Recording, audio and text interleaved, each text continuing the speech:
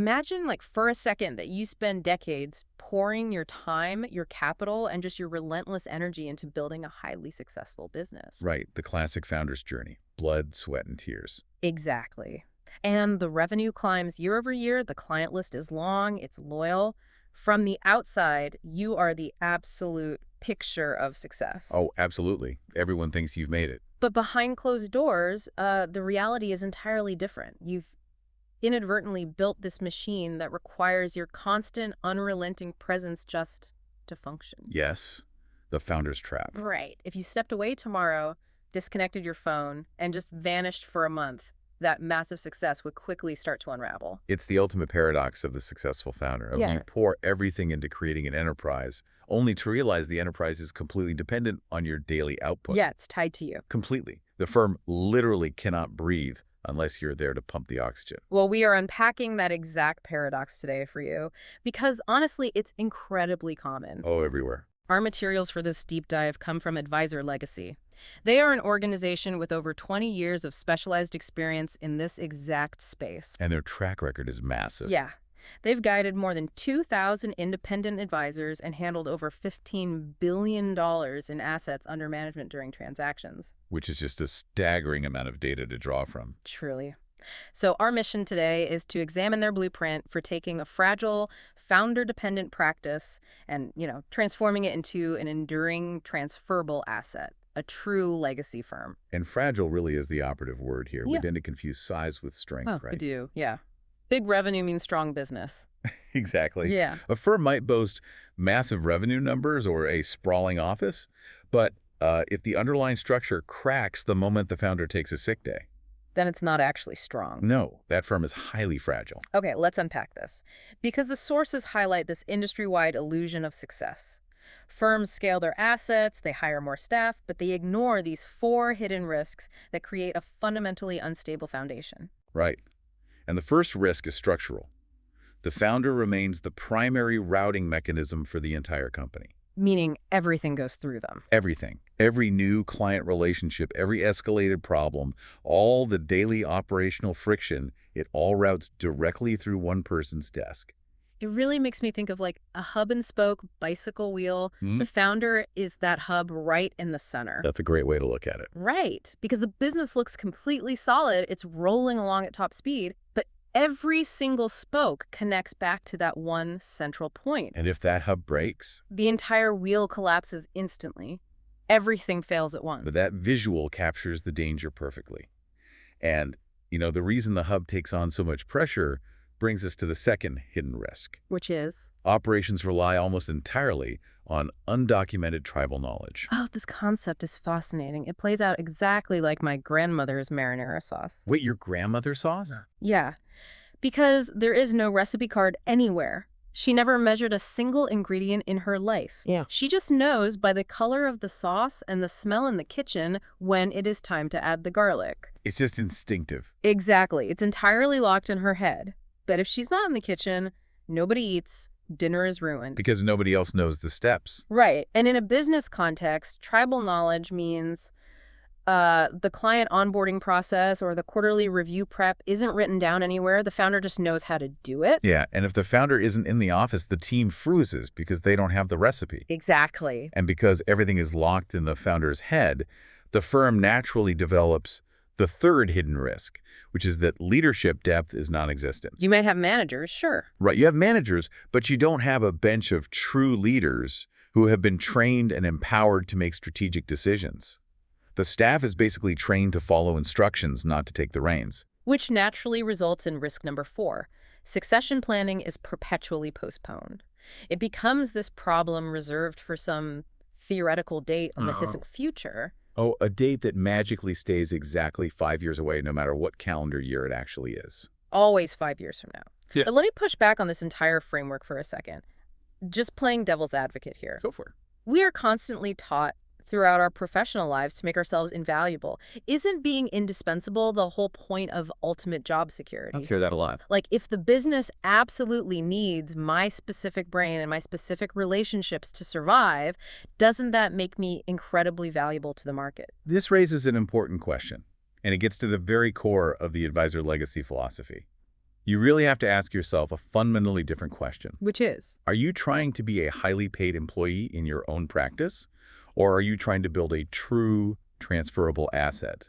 Yeah. If you are indispensable, you have secured a very demanding job where you just happen to be the boss. You enjoy a great income, but you do not have a business you can sell. You don't have a business that runs while you travel either. Exactly. Real enterprise value is measured not by what you do when you are in the office, but by what the business produces when you are completely absent. That distinction between an income stream and a transferable asset, I mean, that requires a complete shift in how we measure success. So total paradigm shift. Because the sources present this entirely new measuring stick. It is not about your assets under management or how many years your name has been on the door. It comes down to 5 measurable dimensions that dictate whether a firm has actual transferable value. The 5 dimensions of a legacy firm. And what makes this blueprint so effective is that it relies on verifiable, observable characteristics rather than just, vague aspirations. Right. A firm either meets these benchmarks or it doesn't. So let's look at them. Dimension 1 is structural independence, and the benchmark here is a brutal but highly effective diagnostic tool. They call it the 30-day test. The 30-day test is terrifying for most founders. I bet, because the question is, can your firm actively operate for 30 days without you? And keep in mind, surviving is not the same as operating. Right, the lights stay on, but is anything happening? Exactly. If you go offline for a month, does the firm still process new business? Do client issues get resolved, or do they just pile up in your inbox waiting for your return? The email's just sitting there. Yeah. Achieving this independence means the core workflows, the marinara recipes, like you said, are fully documented and executed by the team without your supervision. And achieving that structural independence leans heavily on dimension 2, which is leadership depth. This goes far beyond just handing out vice president titles to your senior staff. Oh, absolutely. A title does not equal leadership. No, it doesn't. True leadership depth means defining strict accountability. You need someone in the organization who is ready and capable of stepping into the founder's role within 3 to 5 years. Someone actually groomed for the job. Yes. The firm must have a strategic mind operating alongside the founder. So we have the operational structure and the people in place. Dimension 3 focuses on the financial core. And this is really the pivot point where a founder's practice actually transforms into a legacy firm. Dimension 3 is enterprise value. Yes, and this dimension addresses the core misunderstanding most founders have about valuation. How so? Well, a founder looks at their profit and loss statement, sees a high net income, and just assumes the firm is highly valuable to a buyer. Right. They see the cash flow. But an institutional buyer looks at that exact same statement and asks, how much of this revenue is tied to the founder's personal charm, their personal golf buddies, and their unique sales ability? Oh, I see. If the clients are only loyal to the founder, that revenue is a massive flight risk the moment the founder exits. Yeah, a buyer isn't going to pay a premium for a handshake they can't replicate. They will heavily discount that revenue. True enterprise value requires diversified, recurring revenue that is tied to the firm's systems, the firm's brand, and the broader team. The client has to trust the institution, not just the individual. Exactly. But solving that financial math creates a totally different kind of problem if the founder is still working 80-hour weeks just to maintain that asset. Oh, burnout is huge. Right. The business might have value on paper, but the founder is drowning in the day-to-day. So that tension introduces the personal side of the blueprint. Dimension 4 is lifestyle alignment. Because the firm should serve the founder's life rather than consume it.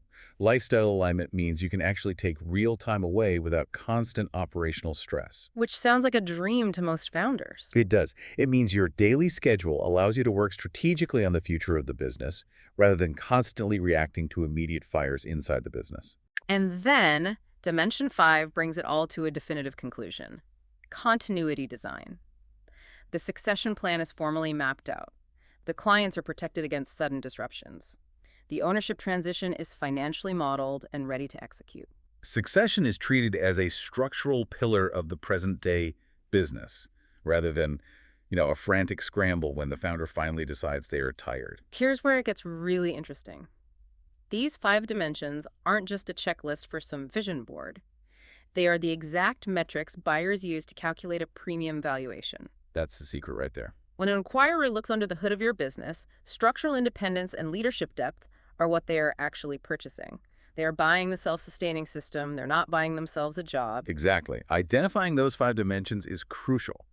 But a massive gap exists between knowing what a legacy firm looks like and actually building one. Right, the execution part. Yes.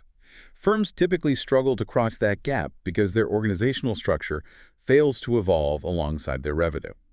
The systems that successfully handle 1 million in revenue will mathematically break under the weight of 5 million in revenue. You can't just scale the chaos. No, you really can't.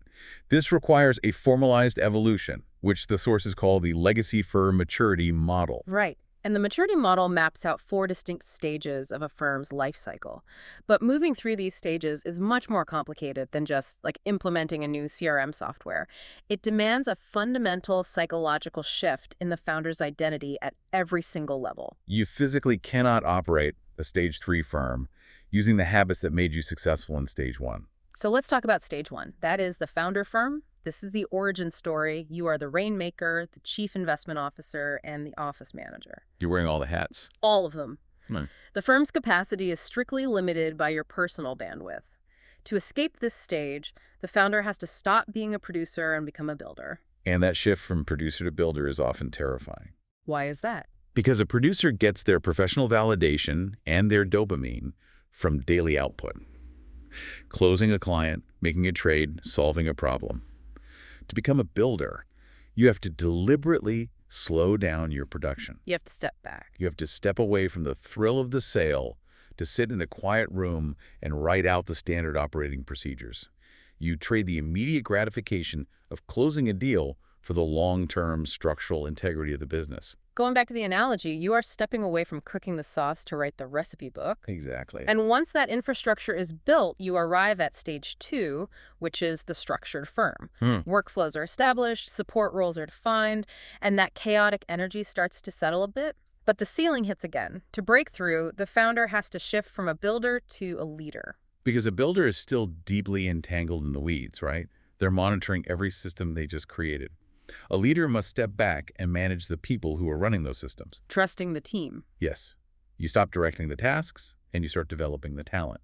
And empowering the team moves the business into stage 3, the enterprise firm. Now the operations run smoothly, and leadership extends beyond just your desk. The firm has real capacity. But the final leap to stage 4 requires the most difficult identity shift of all. The founder must evolve from a leader to an architect. What's fascinating here is how the source material illustrates this specific shift. They highlight an insight from wealth manager Aubrey Herman, who actually went through this exact coaching evolution. What did they say? Aubrey noted that the process fundamentally changed how they viewed their role, saying, "I stopped being the bottleneck and started being the architect. That shift has been transformational." Oh, stopped being the bottleneck. That phrasing just captures the core tension of the successful founder perfectly. Doesn't it? A leader still enjoys being the focal point of the team's direction. But an architect operates entirely differently. Think about an architect's Tuesday afternoon. Okay. They aren't in client meetings putting out immediate fires. They are reviewing compensation models to retain the next generation of partners. Wow, big picture stuff. Right. They design the building, ensure the foundation can hold the weight of future growth, and then they deliberately step out of the building so others can operate it. It requires an active surrender of ego to design a room where you are no longer the most important person. That is tough. But making that final shift lands you at stage 4, the legacy firm. The firm is structurally independent, holds high enterprise value, and is explicitly built to outlive its founder. So, we have the 5 dimensions to measure our destination and the 4 stages of the maturity model to navigate the journey. But we have to address the timeline. The timeline is where people get tripped up. Right, because rewriting your own psychology and restructuring a profitable business takes an immense amount of energy. Why undertake this massive overhaul now instead of just waiting until a few years before retirement? Well, the chronological approach to succession is actually the most dangerous misconception in the industry. Yes, founders assume they will simply figure out the exit strategy when they hit 65. But the advisor legacy framework dismantles that assumption by focusing on 3 continuous pillars: build, live, and leave. Build, live, leave. Yes, and these are not sequential phases spanning decades. They are concurrent actions that must happen simultaneously. Because our natural instinct is definitely to delay the final step. We just assume we build the business in our 30s and 40s, we live off the profits in our 50s, and we figure out how to leave in our 60s. Thinking sequentially is exactly how you end up with a fragile firm. Makes sense. If you wait until the end of your career to figure out how to leave, you will discover you haven't built a transferable asset. You've just built a highly customized job that nobody else can perform. You're stuck. You are. You have to build the infrastructure, the leadership bench, and the enterprise value today, because growth without structural integrity just creates a larger, more stressful hub-and-spoke wheel. And while you are doing that heavy lifting, you have to actively live, which addresses the burnout epidemic among founders. Yes, live means designing the firm's operations so they align with your lifestyle today. You don't wait until retirement to experience freedom. Right.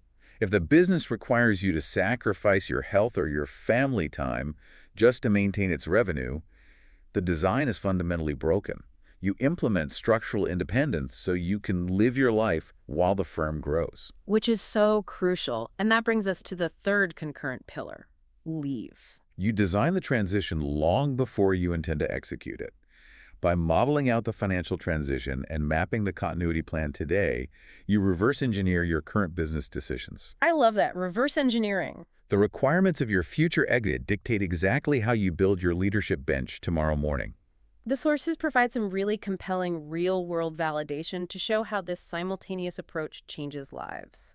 Take the case of advisory practice owner Andy Huggins. Well, Andy's story is a great example. For years, he struggled with a profound sense of ambiguity. He had spent decades building relationships and managing wealth, but he had no concrete idea how to value his own life's work. Which is terrifying when you're thinking about retiring. Exactly. But by engaging with this process, focusing heavily on defining his enterprise value and building structural independence, he found clarity. He didn't just discover a dollar figure, he gained the confidence of knowing exactly what his practice was worth and a clear mathematical path for how to leverage it. Because ambiguity is the enemy of action. When you shift your focus from personal production to enterprise value, the math of future transition becomes undeniable and actionable. We also see the emotional weight of this process in the story of Marjorie Larson. She navigated an entire transition process from the initial valuation all the way through to the final close. Right. But her focus was never solely on cashing out. Her priority was ensuring her clients experienced zero disruption and her loyal team was protected under the new ownership. She cared about the legacy. She really did. And because she had spent time deliberately designing for continuity, she didn't just sell a book of business. She orchestrated a transition where her legacy actually endured. If we connect this to the bigger picture, Okay. the central theme of the advisor legacy philosophy is intention.